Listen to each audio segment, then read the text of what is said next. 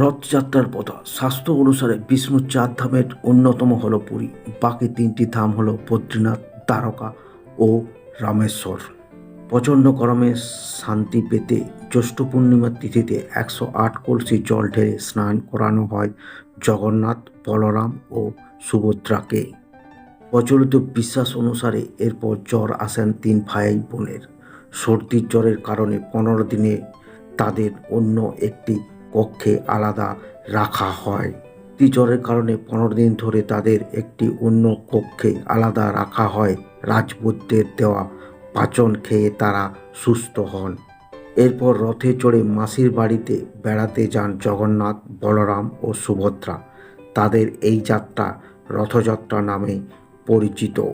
প্রতি বছর কাঠ কেটে নতুন রথ তৈরি করা হয়। অক্ষয় তৃতীয়া থেকে শুরু হয় রথ নির্মাণের কাজ। কোনো সাধারণ কুঠার দিয়ে এই কাঠ কাটা হয় না। প্রথা মেনে এই কাঠ কাটা হয় থাকে সোনার কুঠার দিয়ে। জানুন কেন সোনার কুঠার দিয়ে রথের জন্য কাঠ কাটা হয়। প্রাচীনকাল থেকে একই বিধি ও প্রথা মেনে পালিত হয়ে আসছে জগন্নাথ দেবের রথযাত্রা।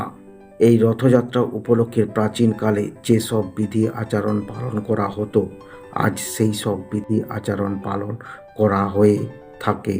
প্রচলিত বিশ্বাস অনুসারে জগন্নাথ দেব হলেন পুরীর রাজা। রাজার জন্য রথ নির্মাণের কাঠ তাই সোনার কুঠার দিয়ে কাটা হয়ে থাকে। অক্ষয় তৃতীয়া থেকে শুরু হয়ে পুরো 2 মাস সময় লাগে 3টি রথ প্রস্তুত করতে। কোন গাছে রথ তৈরি ব্যবহার করা হবে তা আগে চিহ্নিত করা হয়। নির্দিষ্ট গাছ কাটার জন্য মন্দির কমিটিকে বন বিভাগ থেকে অনুমতি নিতে হয়।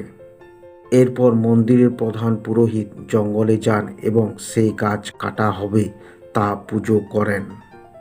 যে ছুতোর পরিবার বংশক্রমে রথযাত্রার জন্য গাছ কেটে আসছে, সেই পরিবারের সদস্য প্রথমে সোনার কুঠার জগন্নাথ দেবের পায়ে স্পর্শ করেন। তারপর জগন্নাথের আশীর্বাদ নিয়ে গাছ কাটেন। রথ তৈরির নিয়ম।